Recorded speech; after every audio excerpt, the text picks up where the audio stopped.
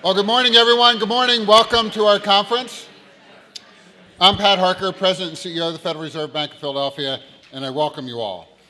This is the second in what we're making an annual Fintech conference, and we hope you'll keep coming back. We hope to see you in subsequent years. Now, of course, you're all here because this is an incredibly important discussion, and will only become more so as technology continues to become intertwined with even the most minute aspects of our daily lives. As we continue to unpack and analyze the ways fintech is affecting regulators, financial institutions, investors, consumers, and just about everyone on the planet, it's good to know we have such an abundance of expertise gathered here today to discuss them. In fact, this is a very impressive group for any conference, let alone only for the second year of its existence. So I want to really give a shout out to Jalapa and her team, particularly to Jalapa, for putting this all together, and give her a round of applause.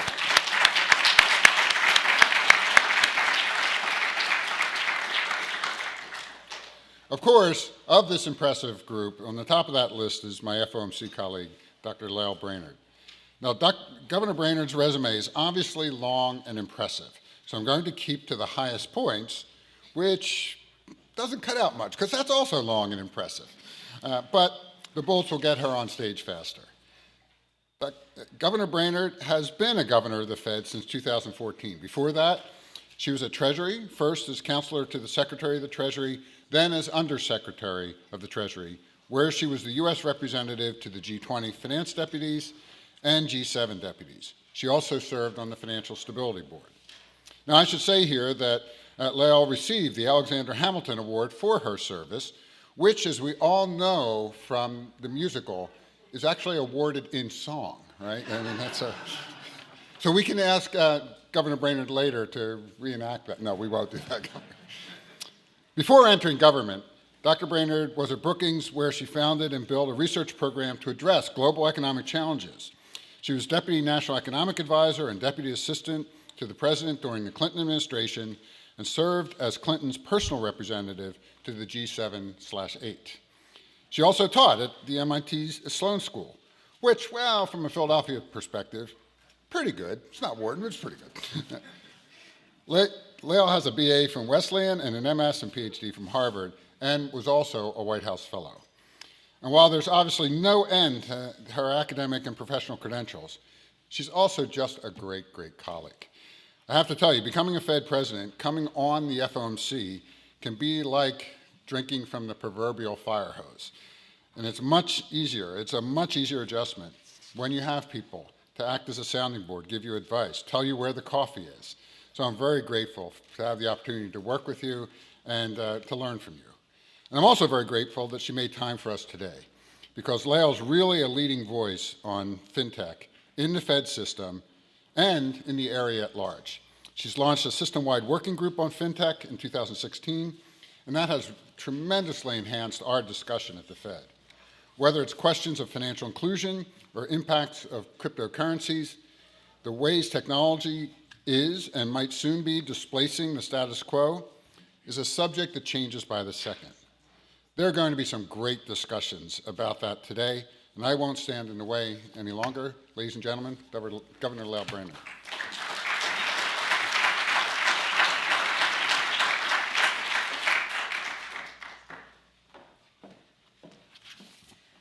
Well, thank you so much. That was an incredibly nice introduction, and it's great to be here in Philadelphia. And I'm really excited about this conference. Although it's still early days, it's already evident that the application of artificial intelligence in financial services is potentially quite important, and it certainly merits our attention. Through the Fintech working group that Pat Harker mentioned earlier, we're working across the Federal Reserve System to take a deliberate approach to understanding the potential implications of artificial intelligence for financial services, particularly as they relate to our responsibilities. We're seeking to learn from a broad array of stakeholders, so I'm particularly pleased to take part in today's discussion on how technology is changing the financial landscape. And again, I want to thank my colleagues here in Philadelphia for bringing this large group together, along with the partners that are convening the conference with us. My focus today is on the branch of artificial intelligence known as machine learning, which, as all of you know better than me, is the basis of many recent advances in commercial applications of AI. As you all know, machine learning applies and refines or trains a series of algorithms on a large data set by operating iteratively as it learns in order to identify patterns and make predictions for new data. As such, it imposes much less structure on how data is interpreted compared to conventional approaches in which programmers might impose ex-ante rule sets to make those decisions. The three key components of AI, algorithms, processing power, and big data, are all increasingly accessible. Due to an early commitment to open source principles, AI algorithms from some of the largest companies are now widely available to even nascent startups. As for processing power, continuing innovation by public cloud providers means that with only a laptop and a credit card, it's possible to tap into some of the world's most powerful computing systems by paying only for usage time without having to build out substantial hardware infrastructure. And vendors have made it easy to use these tools for even small businesses and non-technology firms, including in the financial sector, for instance, by providing access to pre-trained models via developer-friendly application programming interfaces or even drop and drag tools. Most notably, the world is creating data to train those models at an ever-increasing rate. Whereas in 2013, it was estimated that 90% of the world's data had been created in the previous 2 years. By 2016, IBM estimated that 90% of global data had been created in just the prior year alone. It's a safe bet that time frame has compressed further since then. The pace and ubiquity of AI innovation have surprised even experts, so it should be no surprise that many financial firms are devoting a lot of money, time, and attention to developing and using AI approaches.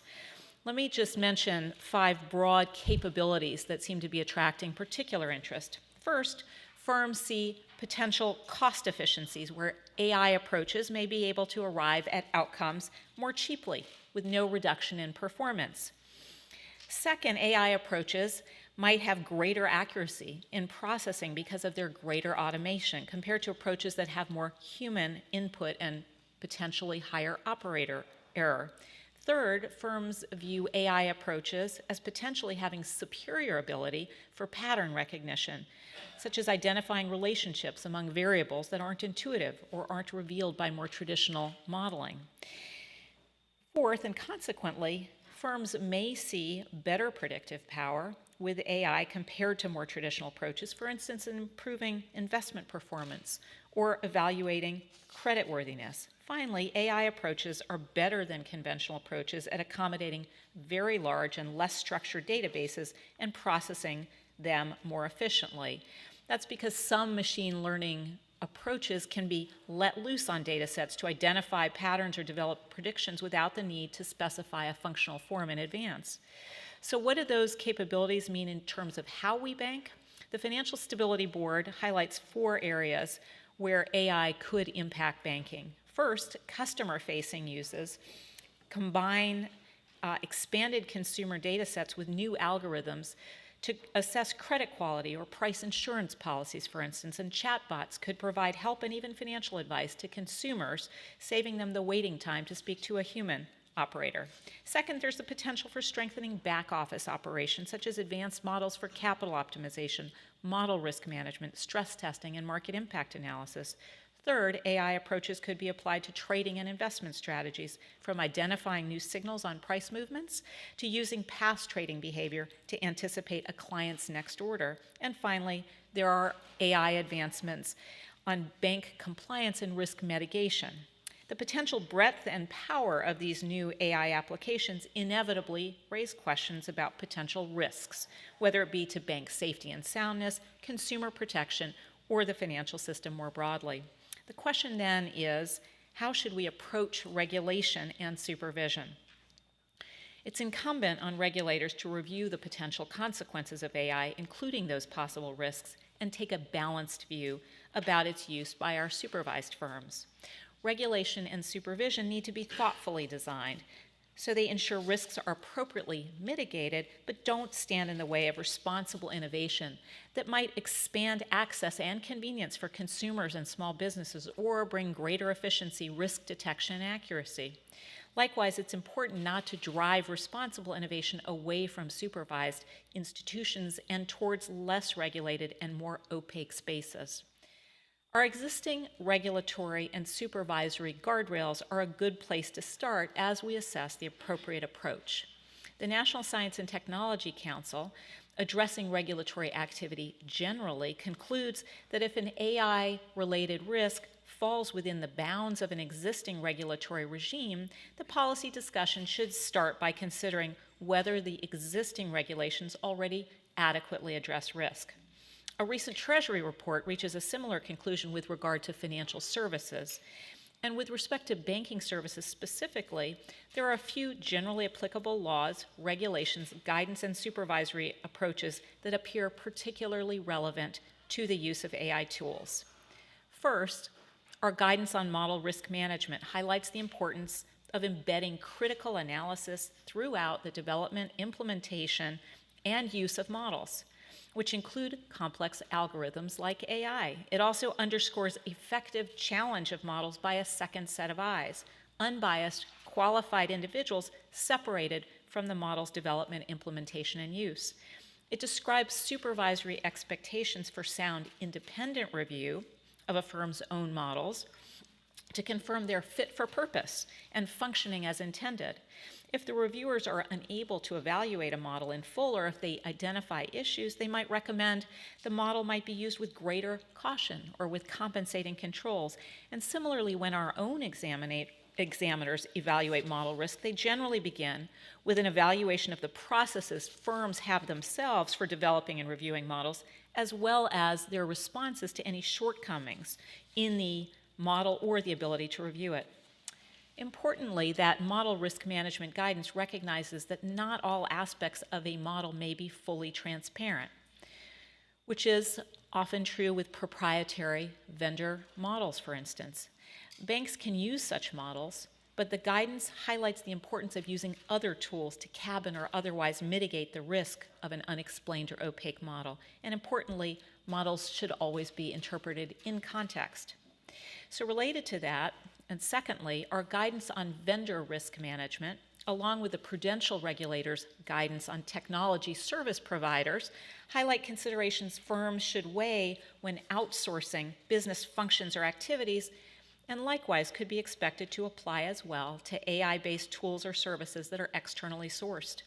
The vast majority of banks that we supervise will have to rely on the expertise, data, and AI tools of non-bank vendors to take advantage of AI-powered processes. The vendor risk management guidance discusses best practices regarding due diligence, selection, and contracting processes. It also describes ways that firms can provide oversight and monitoring throughout the relationship with the vendor, and considerations about business continuity and contingencies for a firm to consider before termination of such a relationship. Third, it's important to keep in mind that guidance has to be read in the context of the relative risk and importance of the specific use case in question. We have long taken a risk-focused supervisory approach, which means that the level of scrutiny should be commensurate with the potential risk posed by the approach, tool, model, or process.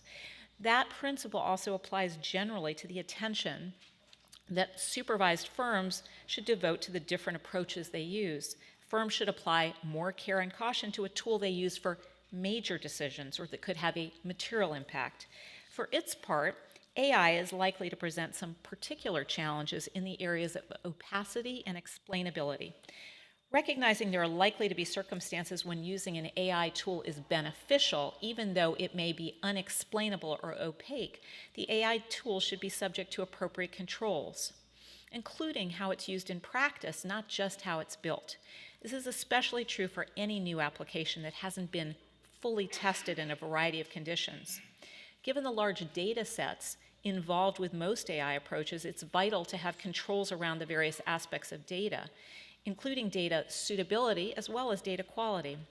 Just as with conventional models, problems with the input data can lead to cascading problems down the line.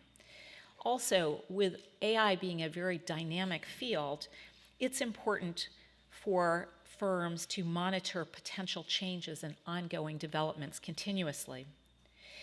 Let's take the areas of fraud prevention and cybersecurity, where supervised institutions may need their own AI tools to identify and combat AI-powered threats, to talk a little bit about the considerations surrounding opacity. The wide availability of AI's building blocks means that phishers and fraudsters have access to best-in-class technologies to build AI tools that are powerful and adaptable. Supervised institutions will likely need tools that are just as powerful and adaptable as the threats they're designed to face, which may entail some degree of opacity. While so far most phishing attacks against consumers have relied on standard form emails, likely due to the high cost of personalization, in the future AI tools could be used to make internet fraud and phishing highly personalized. By accessing data sets with personally identifiable information and applying open source AI tools, a phisher may be able, for instance, to churn out highly targeted emails to millions of consumers at relatively low cost, containing personalized information such as their bank account numbers and logos, along with past transactions. In cases where large data sets and AI tools may be used for malevolent purposes, it may be that AI, with its opacity, is the best tool to fight AI. That brings us to the issue of the proverbial black box, the potential lack of explainability associated with some AI approaches. In the banking sector, it isn't uncommon for there to be questions as to what level of understanding a bank should have of its vendors' models due to the balancing of risk management on the one hand and the protection of proprietary information on the other. To some degree, the opacity of AI products can see as an extension of this balancing. But AI can introduce additional complexity because many AI tools and models develop analysis, arrive at conclusions, or recommend decisions that may be hard to explain.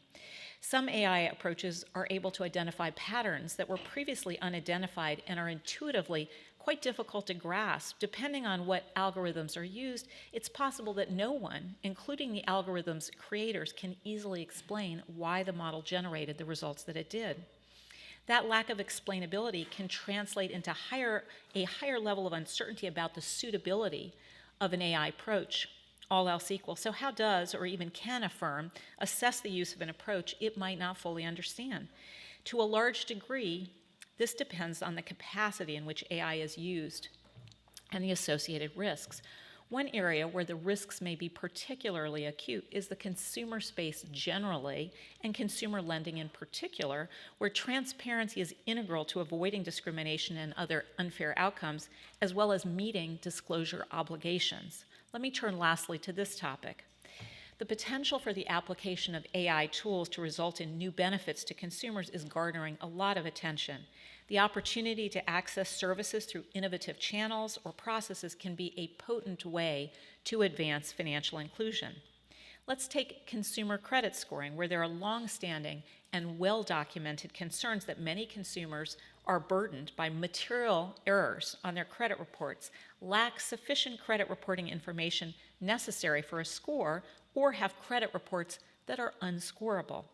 Banks and other financial service providers are using AI to develop credit scoring models that take into account factors beyond the usual metrics, with the potential to allow more consumers on the margins of the current credit system to improve their credit standing at potentially lower cost. AI may also allow creditors to more accurately model and price risk and to make speedier decisions. AI may offer these new benefits, but it isn't immune from fair lending and other consumer protection risks, and compliance with fair lending and other consumer protection laws is critical. It goes without saying that we should not assume AI approaches are free of bias simply because they're automated and rely less on direct human intervention. Algorithms and models reflect the goals and perspectives of those who develop them, as well as the data that trains them. And as a result, AI tools can reflect or learn the biases of the society in which they're created. A recent example illustrates the risk of unwittingly introducing bias into an AI model. It's recently been widely reported that a large employer attempted to develop an AI hiring tool for software developers that was trained with a data set of the resumes of past successful hires, which it later abandoned. Because that pool of previously hired developers in the training data set was overwhelmingly male, the AI developed a bias against female applicants, going so far as to exclude the resumes of graduates from 2 women's colleges. Importantly, the Equal Credit Opportunity Act and the Fair Credit Reporting Act include requirements for creditors to provide notice of the factors involved in taking actions that are adverse or unfavorable for the consumer. These requirements help provide transparency in the underwriting process. They promote fair lending by requiring creditors to explain why they reached their decisions, and they provide consumers with actionable information to help them improve their credit standing. However, the opacity of some AI tools may make it challenging to explain credit decisions to consumers, which would make it harder for them in turn to improve their credit standing by changing their behavior. Fortunately, AI itself may play a role in the solution. The AI community is responding with important advances in developing explainable AI tools with a focus on expanding consumer access to credit. And I'm pleased that that's one of the topics on your agenda today. So to wrap up, as we look ahead, perhaps one of the most important early lessons is that not all potential consequences are knowable now. So supervised firms should be continually vigilant for new issues in the rapidly evolving area of AI. Throughout the history of banking, new products and processes have been an area where problems can arise. Further, firms shouldn't assume that AI approaches are less susceptible to problems simply because they're purported to be less prone to human error or better able to learn. There are plenty of examples of AI approaches not functioning as expected, a reminder that things can go wrong. It's important for firms to recognize the potential pitfalls and employ sound controls now to prevent and mitigate possible problems in the future. For our part, we're still learning how AI tools can be used in the banking sector. We welcome discussion about what use cases banks and other financial services providers are exploring with AI approaches and other innovations, and how our existing laws, regulation, guidance, and policy interests may intersect with these new approaches. When considering financial innovation of any type, our task is to facilitate an environment in which socially beneficial and responsible innovation can progress with appropriate mitigation of risk consistent with applicable statutes and regulations. As with other technological advances, AI presents regulators with a responsibility to act with thoughtfulness and perspective in carrying out their mandates, learning from experiences in other areas. As we explore these policy and regulatory issues related to artificial intelligence, we look forward to collaborating with a broad array of stakeholders in conferences such as this one and more broadly. Thank you very much.